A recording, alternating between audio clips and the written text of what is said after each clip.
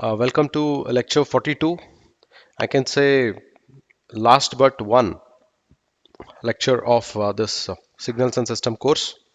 We are taking the LTI systems, causal and stable LTI systems related to Z transform. So what we do is we just decide upon pole's location and we shall analyze on the basis of location of poles whether the given system is stable or not, whether the given system is causal or not. That is what we understand today. Okay, we are understanding what how to find out the pole, how to locate the poles and zeros. That's everything is fine, but where actually it is used? That was a very good practical question actually. So mainly these poles and zeros will be used in order to analyze whether the given system is stable or not, whether the given system is causal or not, and why it is needed. So system, if it is stable, if it is causal, then only it can be called as real-time system. The other systems are of no use at all, right? The system that we manufacture, that we produce, should have these properties compulsorily. So hence these poles will be very useful for us to decide whether the system, given system is causal as well as stable LTI system or not. So that's the importance. So that point we are touching upon today. Okay. So very simple, very simple. These whole of Z transform chapter, I rate it as very easy, but I can say that it becomes trickier when you don't understand the concept. The concept is very simple actually. If you just take some interest and give some concentration of yours, the concepts are very easy. If you understand the concept, this chapter preparation hardly take 2 hours of yours. Okay. Fine. So with this, let me just share my screen.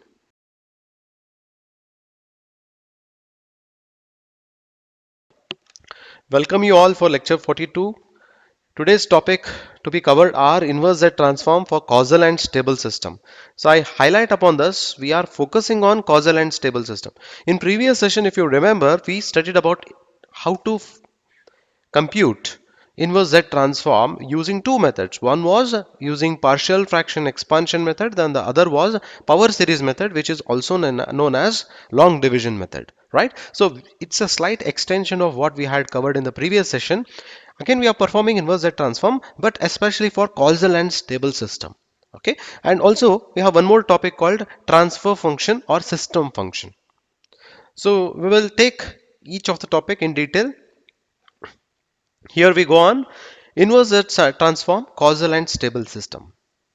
Information other than the ROC can be used to establish a unique inverse transform. You remember one thing, ROC is a main basis on which we establish a inverse transform. ROC changes, your inverse transform changes. So based on the ROC, we decide like how your inverse transform should happen. Okay, so that's the meaning of the first statement. For example, if a signal is known to be causal, then it is right-sided inverse transform or chosen. Very simple. See, causal is nothing but what? Causal systems are the one which depends on past and or present values. Past and or present values exist where?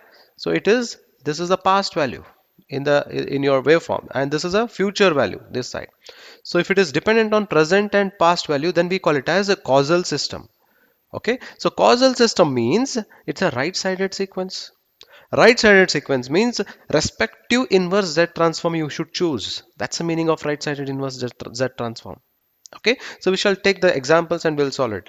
If a signal is stable, then I talked about causal. Now I am talking about signal. Not signal. Signal is stable. If a signal is stable, then it is absolutely summable. So what's the meaning of stability of a system?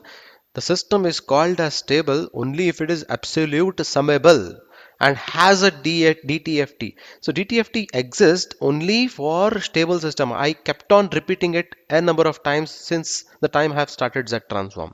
So Z transform and DTFT differences. DTFT is applicable only for stable systems, only for the absolute summable components, whereas Z transform can be even applied for some of the unstable system analysis also. So that's where it makes a difference. But you should remember, for the stable system, DTFT exists or else it does not exist. See, question can be asked in any ways. If you are asked, rather than checking whether it is stable or not, I frame the question like check if DTFT exists or not.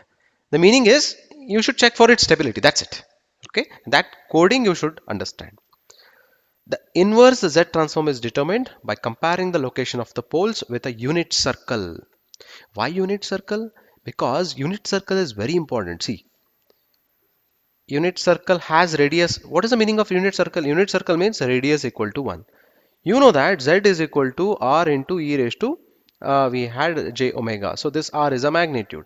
If R is set to 1, if R is set to 1, Z becomes e raised to j omega, which is equivalent to DTFT. Means for DTFT to be existing, your R should be 1. Okay. What happens if R is greater than 1?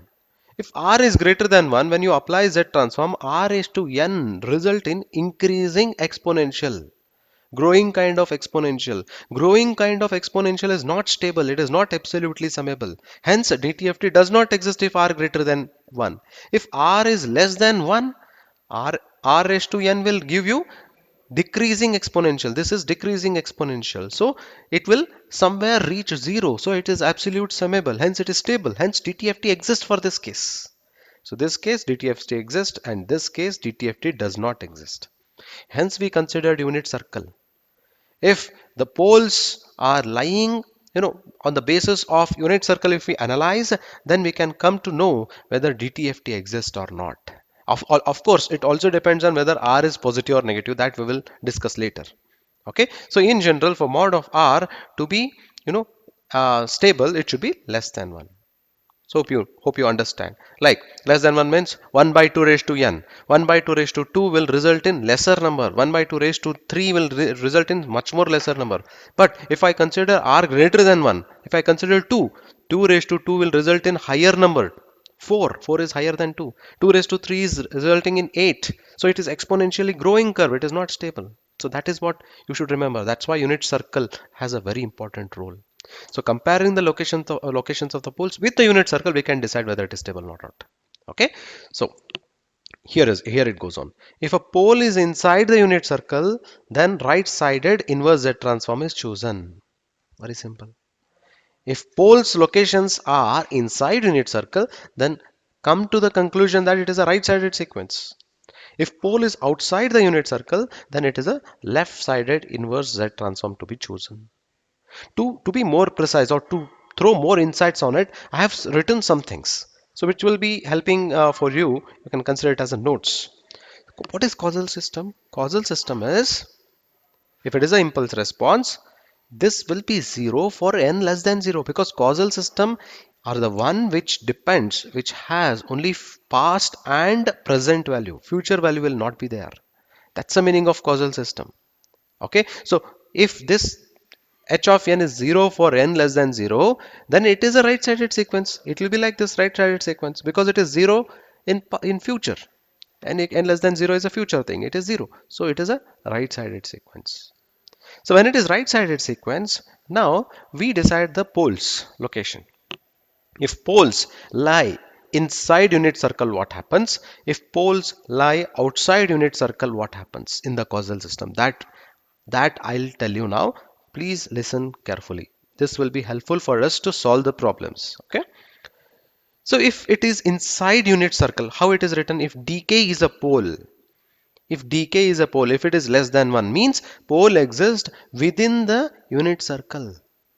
If pole exists within the unit circle, then the meaning is it is a right-sided sequence. It is an exponentially decaying term. It is exponentially decaying term. That's the meaning.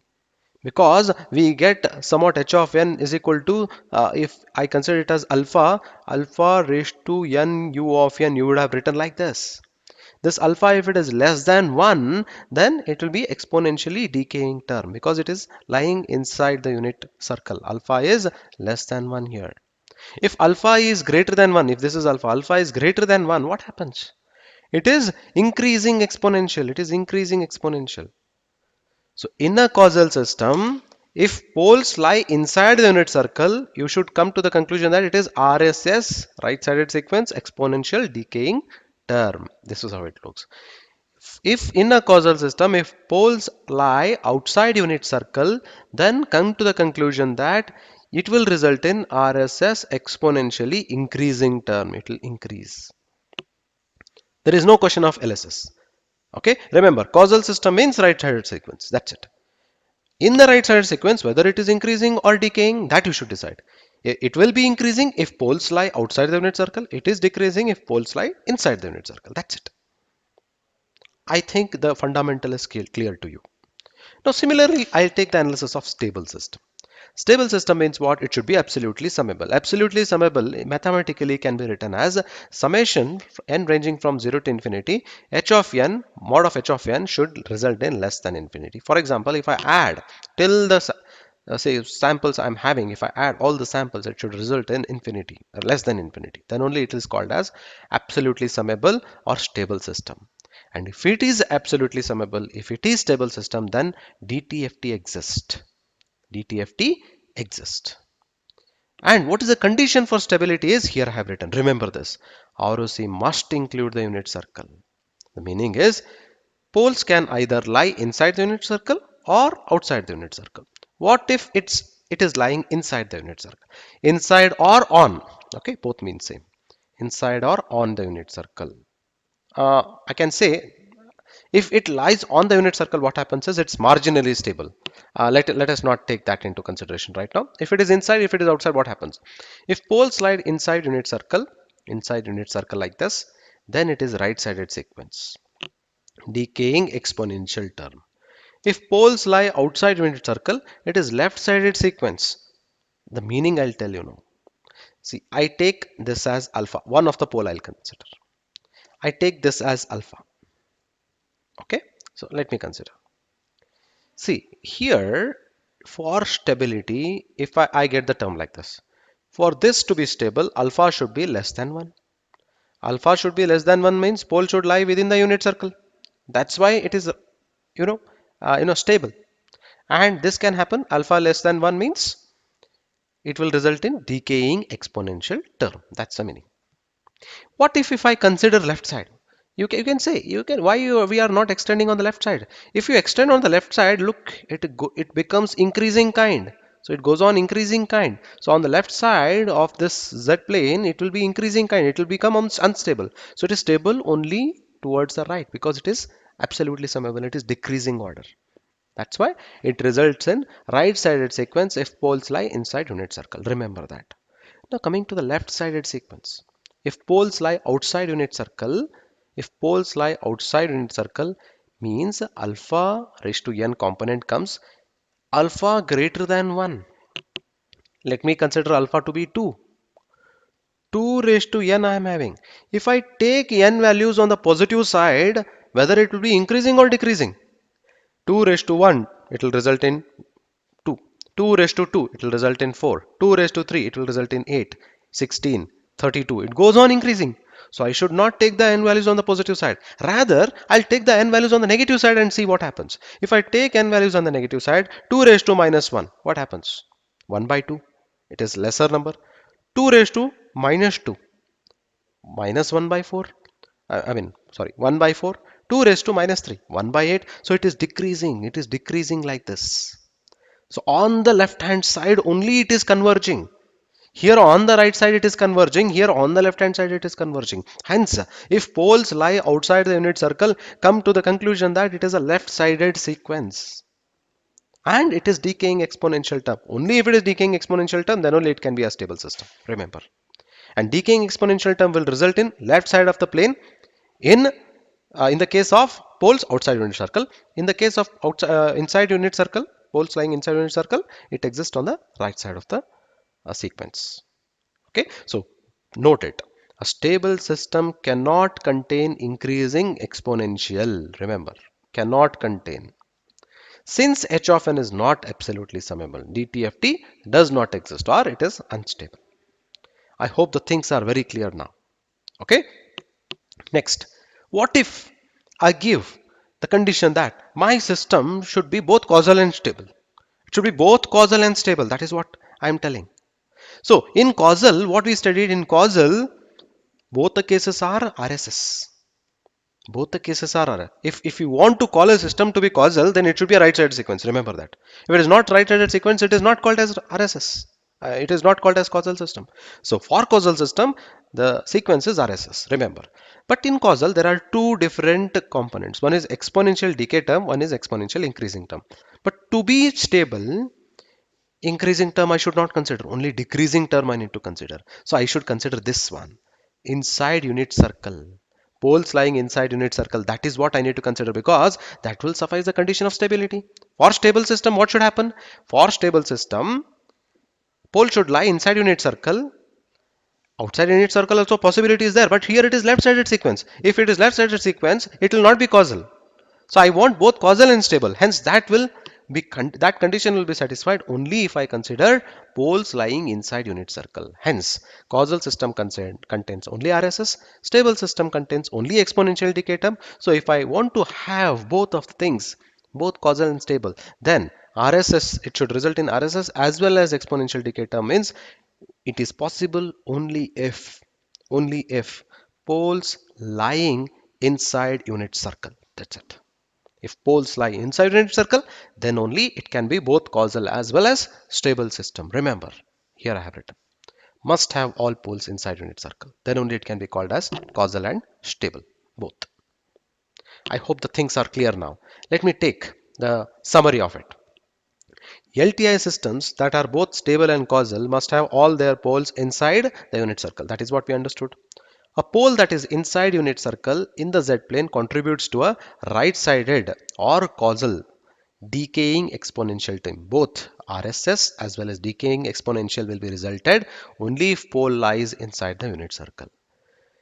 Pole should not be outside the unit circle since the inverse transform of a pole located outside the circle will contribute either a right-sided increasing exponential term which is not stable, I said, in the causal system, or a left-sided decaying exponential term which is not causal.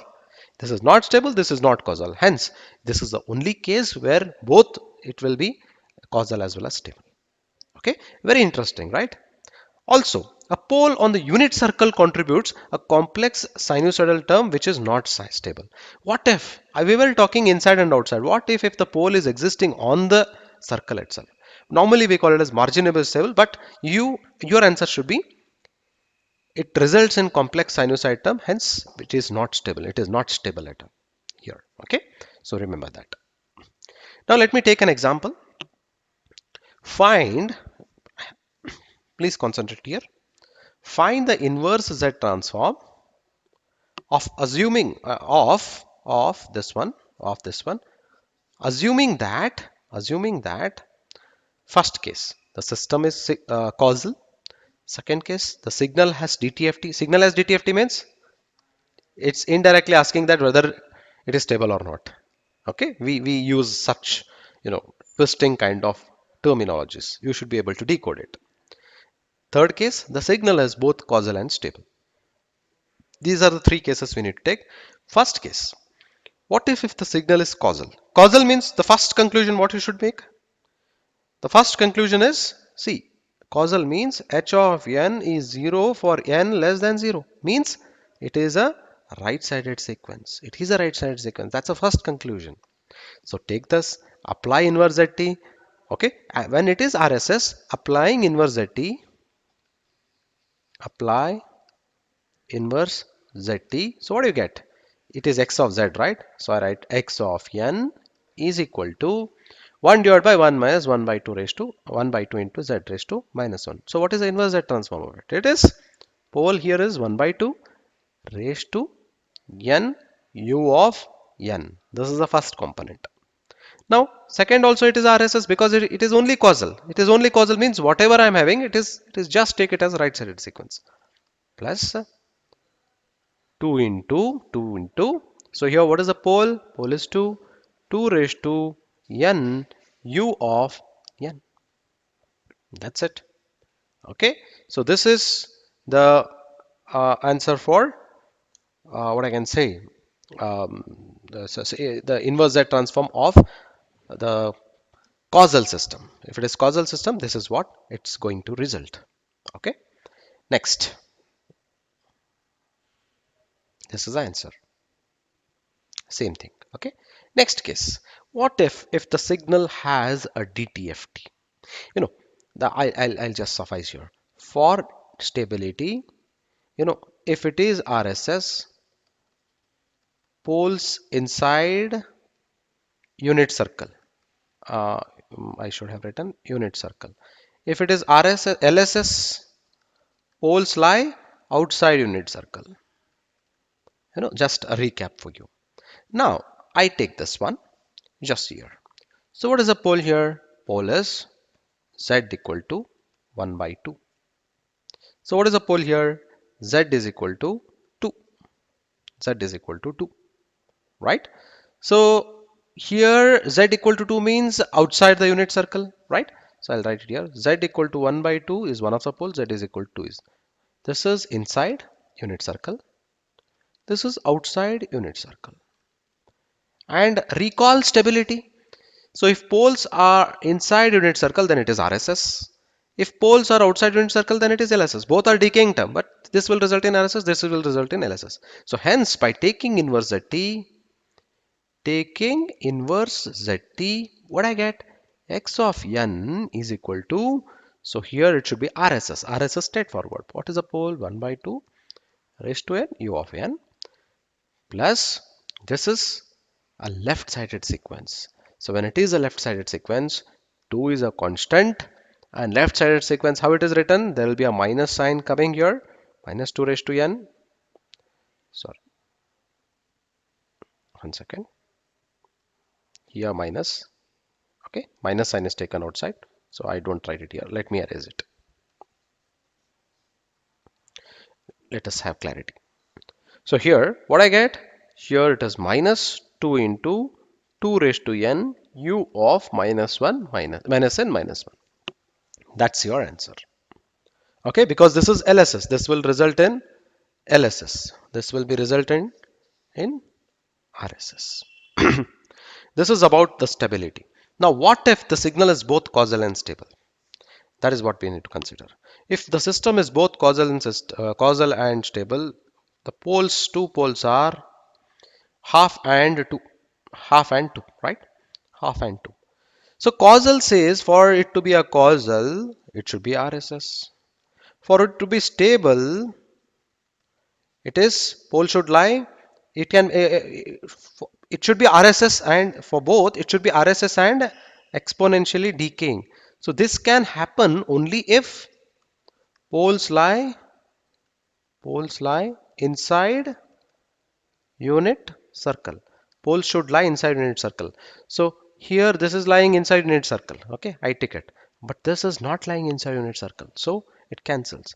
Hence, due to the second term, as second term is a pole is lying outside unit circle, I can say x of n does not exist. Or else, for a system to be both causal and stable, x of n does not exist because this pole is outside unit circle. This pole is outside unit circle. That's why. That's it. This is how the analysis goes. Next, I have one more problem for you. LTI system. Determine whether the following LTI system is causal and stable. First case causal, second case stable. This is a given equation. So I take the denominator, it is standard form. So 1 a plus b whole square you'll get it as. So a plus b whole square, I can write it as a plus b, right? So I get it as 1 plus 7 by 8 z inverse, 1 plus 7 by 8 z inverse. So you have two poles, similar poles you have. So pole is equal to, z is equal to minus 7 by 8. This is what you get. So minus 7 by 8 is less than 1, right? It is less than 1. So hence this pole is less than 1. Okay, mod I can say, mod. So poles are within unit circle lead to right-sided sequence and hence causal because it is unit circle, inside unit circle. So hence it will result in right-sided sequence. And poles are within unit circle, hence it is also stable. So it is within unit circle, hence it is also stable. It is also causal. So that's how the conclusion is. Fine. Next. System transfer function. It is the next topic. Here we are done with inverse Z transform, but we are using its concept in the next coming subsequent topics also. Transfer function. So first understand the meaning of transfer function. You might have heard of this transfer function in analog electronics, in digital electronics also, in many other places. What's the meaning of transfer function is? It's a relation between input and output. That's it. Transfer function is nothing but relation between input and output. So here it goes. The output y of n of a LTI system may be expressed as convolution of impulse response h of n and input x of n. See here. H of n convolved with x of n equal to y of n. So this equation relates between output and input. Hence we call it as transfer function. So this in case if I convert it in frequency domain or z domain. So convolution becomes multiplication. Y of z is equal to h of z, x of z. This h of z is a impulse. It is impulse function. That is impulse response. This is system transfer function. We call it as transfer function. So impulse responses frequency domain equivalent we call it as transfer function or system function. So what is h of z? H of z is equal to y of z divided by x of z. Output divided by input in z domain is itself is called as system function or transfer function or system transfer function. All means same. Okay. So here let me take this system transfer function. The definition applies at all z. One second.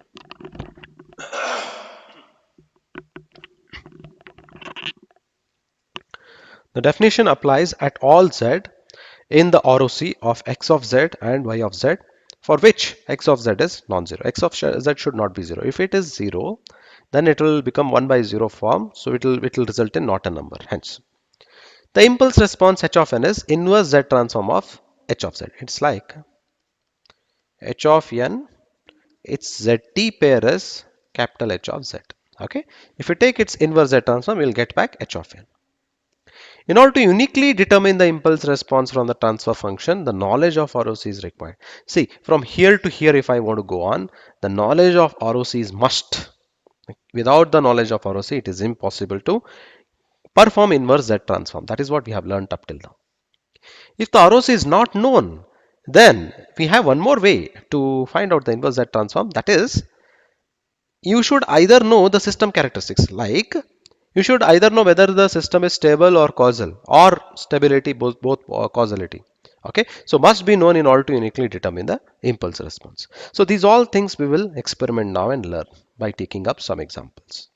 So these are the rules for the system transfer function. First, system identification you need to do, output divided by input in Z domain. Then relate this transfer function and the difference equation, then and find the impulse response. So here we have the first problem in front of you. Let us solve the first problem. So find the transfer function and the impulse response of the causal LTI system if the input and output of the systems are as follows. Very simple, just have a look. X of n is given, which is input. Y of n is given, which is output. Okay, so the steps goes like this. Determine x of z and y of z first. You know how to find out x of z, right? You have that standard form, alpha raised to n, u of n means it's a right side sequence. You will get 1 divided by 1 minus alpha z raised to minus 1. So that with that you can find out the x of z. Similarly, y of z, there are two terms, you find out y of z. X of z you have, y of z you have. Take ratio of y of z to x of z, because y of z divided by x of z will result in h of z. You have h of z in front of you. So once you have h of z, take its inverse z transform of h of z and you will get the impulse response. Okay, so calculate this and check whether h of n results in this particular impulse response. That is what we need to do now.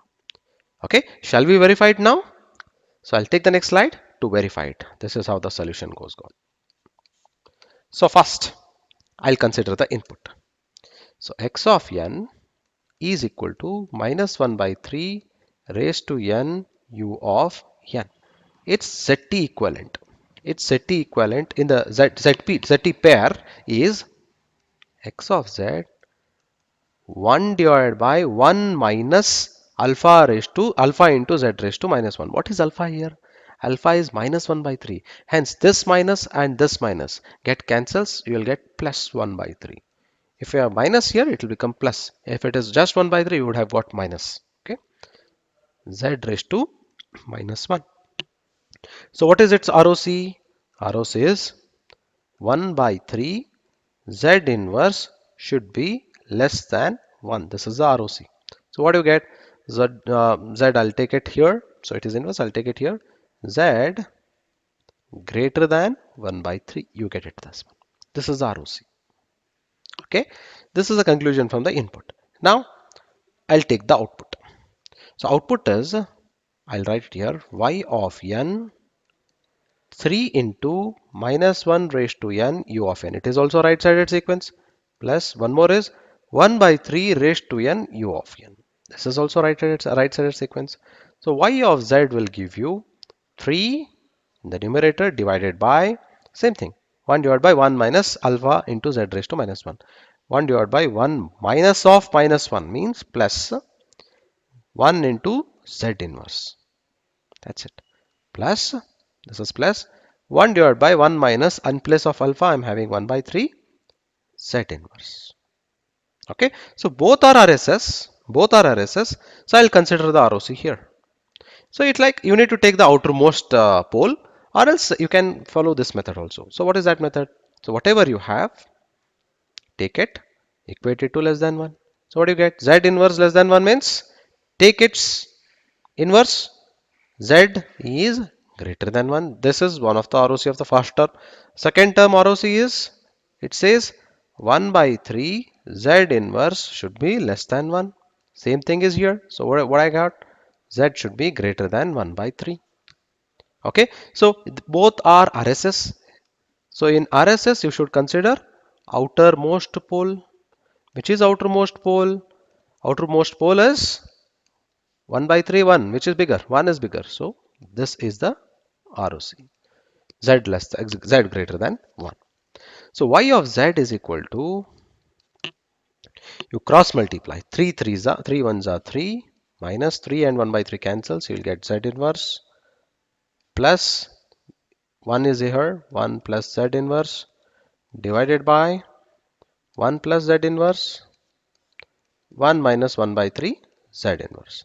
So plus z inverse minus z inverse cancels, 3 plus 1 is 4.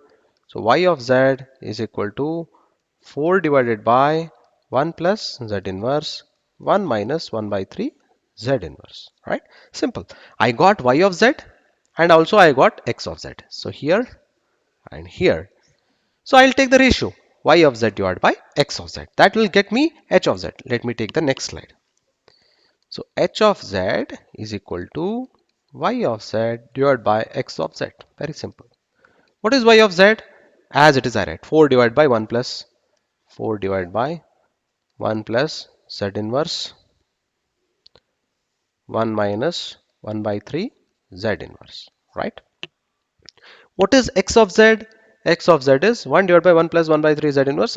As it is in the denominator, so denominator to denominator will come to the numerator, so I write it as 1 plus 1 by 3 z inverse. That's it. So this is your h of z. Now for this h of z, you need to find of h of n. How to do it? From this, it is quite simple because you need to perform the inverse zt. So here I should apply a partial fraction plus b 1 minus 1 by 3 z inverse. Only for this problem, I'll show the partial fractions one time. Further, I'll not show. So this will result in multiplying throughout with the denominator. So what happens is here, this whole things cancels. So same thing, I'll get 4 1 plus 1 by 3 z inverse a into 1 minus 1 by 3 z inverse plus b into 1 plus z inverse. Make sure that one component should go to 0. So first is, if I substitute, let z inverse be minus 1. So what I get? 4 1 minus 1 by 3, because this is minus 1 by 3. This is equal to a 1 plus 1 by 3, because this is z inverse is minus 1. This goes to 0. So this will result in 1 minus 1 by 3 and 1 plus 1 by 3. So 2 by 3 and 4 by 3. So I get it as A is equal to 2. You can further solve. This is simplification, simple simplification. Now next, Z inverse, if it is 3, I get as 4, 1 plus 1, B, 1 plus 3. So this will result in B is equal to 2. Very simple, right? So therefore, H of Z is equal to, in place of A, I am having 2 divided by 1 plus Z inverse. In place of B also I am having 2 divided by 1 minus 1 by 3 Z inverse. So take its inverse. Taking inverse ZT. What I get? I get H of n is equal to 2 is a constant. Write it here. Here it is plus. So hence it is minus 1 raised to n because it is RSS, right? It's a right side sequence. Minus 1 raised to n u of n. Here again 2. It's RSS again. 1 by 3 raised to n u of n. That's it. Simple problem. So this problem, such problems can be asked for, depending on its complications, from 5 to 10 marks. So it will be asked in. Okay. So next one, system identification and find x of n. See here, x of n is not given. H of n is given. H of n is given, y of n is given. You have been asked to find out x of n. Input is to be found out here. Okay. So like that, I can frame any questions, right? So let me explain you the solution. Very simple it is. So what is h of z? Directly I write h of z is what? 1 divided by 1 minus, in place of alpha I'm having half z inverse. Okay. Next, in place of y of z, what I'm having? Y of z is equal to 1 divided by 1 minus 1 by 2 z inverse. Okay. Plus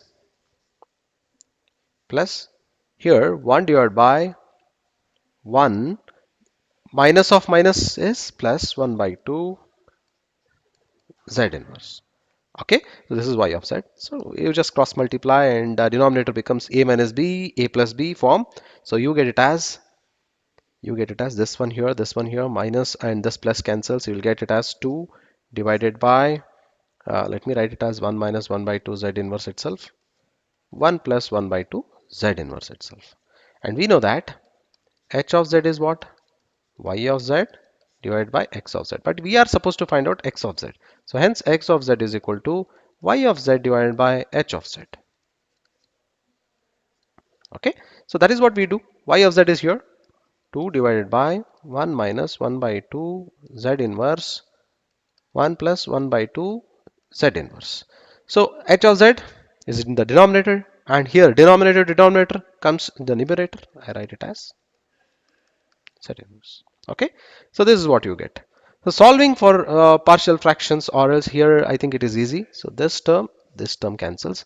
Therefore x of z will result in 2 divided by 1 plus 1 by 2 z inverse.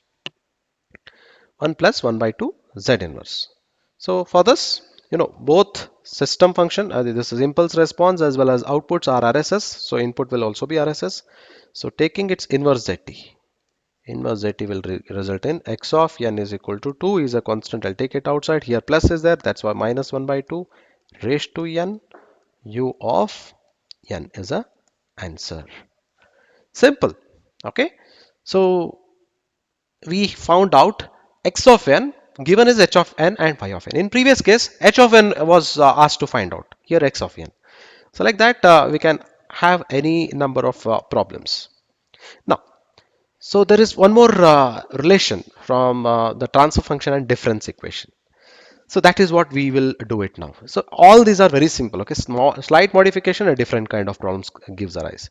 So difference equation description is this way. We have learned it in chapter 2. Okay, taking zt on both sides and rearranging the term, we get it as, so this is y of n, this is x of n. Y of n terms, x of n terms.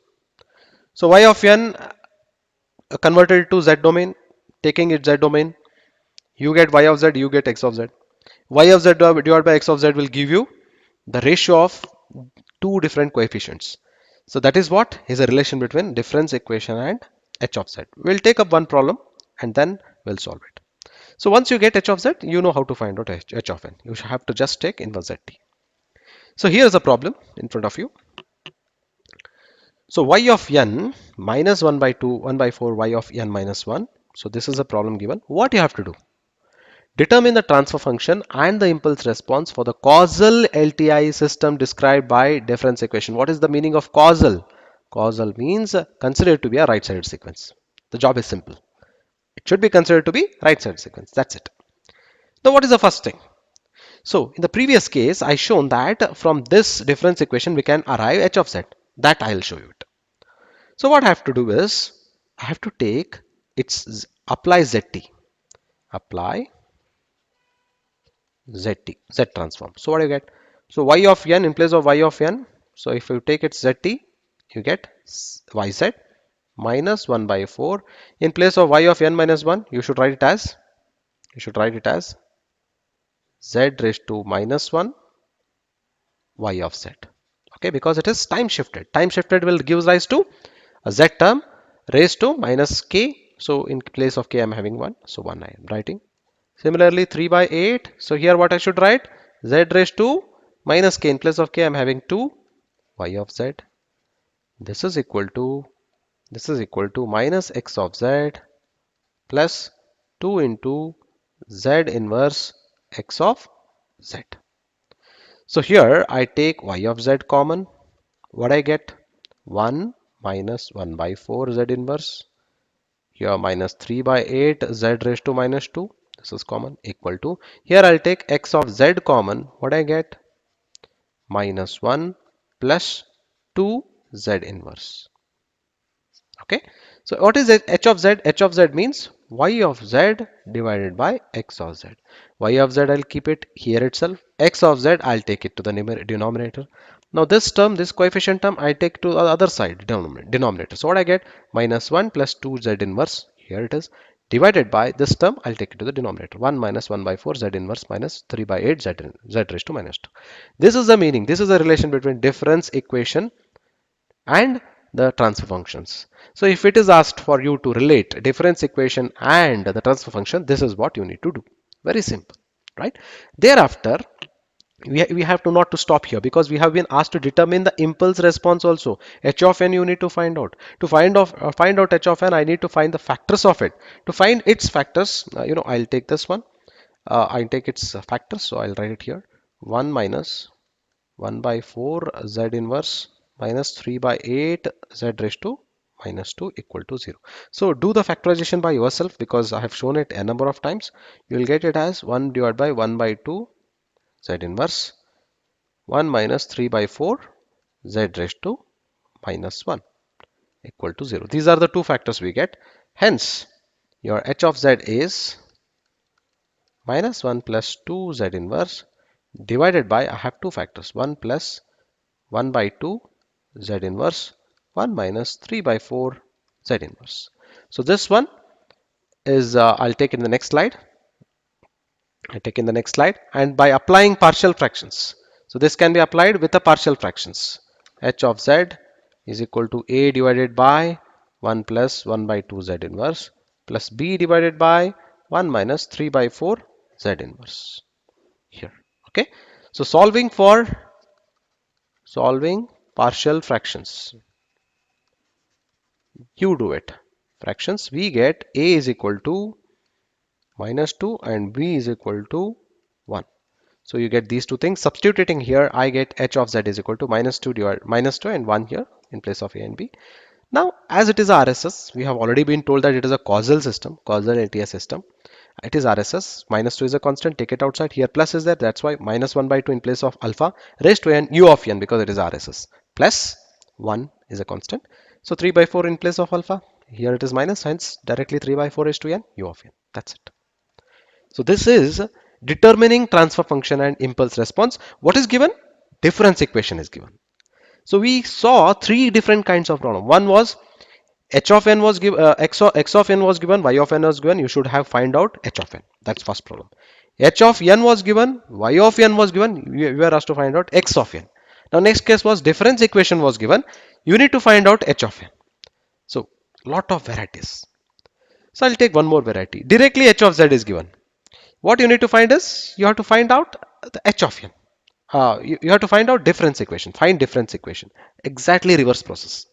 Transfer function is given. Find out difference equation. So what I do is I take this equation. I equate it to y of z divided by x of z because h of z means y of z divided by h of z. I take this component, multiply it with y of z. I take this component, multiply it with x of z. So what I get? I get 1 plus 3 into z inverse plus 2 into z raised to minus 2 multiplied by, this should be multiplied by y of z. Similarly, 5 into z inverse plus 2 into z raised to minus 2. This should be multiplied by what? X of z. So what I get? I get it as y of z plus 3 z inverse y of z plus 2 z raised to minus 2 y of z. This is equal to 5 z inverse x of z plus 2 z raised to minus 2 x of z. So now taking inverse zt. So in place of y of z, I get y of n. In place of 3, I have 3. Z inverse y of z can be written as y of n minus k. K in place of k, I am having 1. Plus 2 into y of n minus k. In place k, I am having 2. 5 x here, x of n minus 1 plus 2 x of n minus, right? Very simple. You got this one, difference equation. So I found the difference equation. That's it. This is your answer. This is the difference equation. Simple. Two steps. You have related. You have been successful in relating transfer function and difference equation. Very simple, right? So similarly, I have one more problem. So what I'm giving is determine the transfer function and a difference equation. Both you have to find out. LTI system impulse response is given. Up till now, we have been asked to find out h of n by giving transfer function, but it is exactly reverse process. So here only one complication has been created. Here you have u of n minus 1. So that can be sorted out very easily. So what I do is this one, I write it as it is. Here what I do is 1 by 2 raised to minus 1. I take it out from this one. What is left? 1 by 2 raised to n minus 1. So you combine these two things, you'll get back this. Why I did this? Because I wanted to, apply time shift property. See, for this I can apply time shift property. So this will give you 1 by 3 raised to n u of n, right-sided sequence. 1 by 2 raised to minus 1 means 2. 1 by 2 raised to n minus 1 u of n minus 1. This is your h of n. Now if I apply h of z to it, what I get? Directly I write because you are thorough, I guess, by this time. It's a RSS 1 divided by 1 minus, in place of alpha I'm having 1 by 3 z inverse. This is what I got. Plus 2 I write time shift property. Time shift property introduces what? It will introduce a z component raised to minus whatever k I'm having. Z to minus k is 1. This component gets introduced into 1 divided by, it is as good as half raised to n u of n. Half raised to n, half raised to n u of n means comes in the same manner. 1 minus 1 by 2 z inverse. So this will give you, by cross multiply it here, you get it as 1 minus 1 by 2 z inverse plus cross multiply this, 1 into this one is 2 into z inverse minus 1 by 3 into 2 is 2 by 3. Z inverse is z raised to minus 2 divided by denominator. So I'll multiply this also because I have to find out difference equation, right? That's why. So 1 into this one is 1 minus 1 by 2 z inverse. This one minus 1 by 3 z inverse into 1 minus 1 by 3 z inverse. This and this, if it is multiplied, plus I get 1 by 3 and 1 by 2 multiplied, I get 1 by 6 z raised to minus 2. So therefore h of z you get it as, okay, already it was solved. Fine. Let it be. I'll show it here itself. H of z is equal to, so what I get it as, so these two things should be added. 1 plus 2 2s are 4, 4 minus 1 is 3. So 3 by 2 z inverse minus 2 by 3 z raised to minus 2 divided by, I get it as 1 minus these two things. If I add 3 here, 2 here, minus 5, minus is already taken care, divide by 6 z inverse plus 1 by 6 z raised to minus 2. So this again I equated to y of z and x of z. Okay, so by doing this, I get it as, I'll take one more slide. Here only I'm having, so I'll show it here. Just carefully observe. So this component, I take it to the numerator here. So here I'll take it here. 1 into y of z will result in y of n here. Minus 5 by 6, I write it here.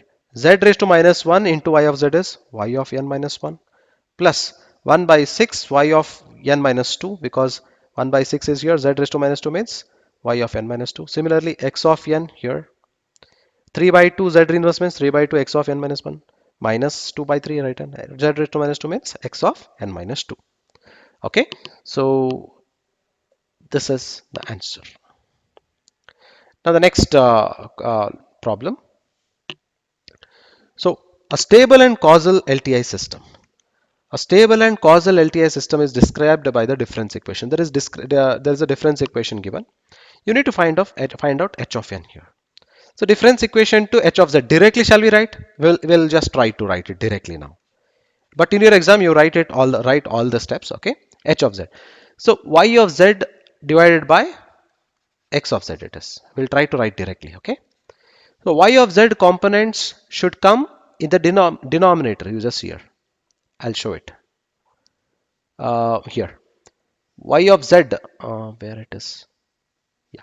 So y of z coefficients 1 minus 1 by 4 z inverse. Those things are coming in the denominator. X of z's coefficients are coming in the numerator. So that hint we will use and write it here. Y of z coefficient should be in the denominator. So what denominator I get? 1 in place of I of n plus 1 by 4. 1 by 4 y of n minus 1 means z inverse. Here minus 1 by 8 y of n minus 2 means z raised to minus 2. In the numerator, I have minus 2 x of n means just constant plus 5 by 4 x of n minus 1 means z inverse. See, we could write it directly. Now, solve by partial fractions, apply partial fractions, and you get it as h of z. I don't solve it, you solve it by yourself by using partial fractions. You get it as, in this place, you get it as minus 3 divided by 1 plus 1 by 2 z inverse plus 1 is the next component we get, z inverse. So both of these things, and you know, stable and causal is given. Causal means RSS. Stable means, you know, it can be RSS, LSS, but both means it is RSS. Both are RSS. So now applying inverse ZT, I get h of n as minus 3. Here plus is there, hence minus 1 by 2 raised to n u of n plus 1 by 4 raised to n u of n. So with this we are concluding today's lecture. Okay, so thank you.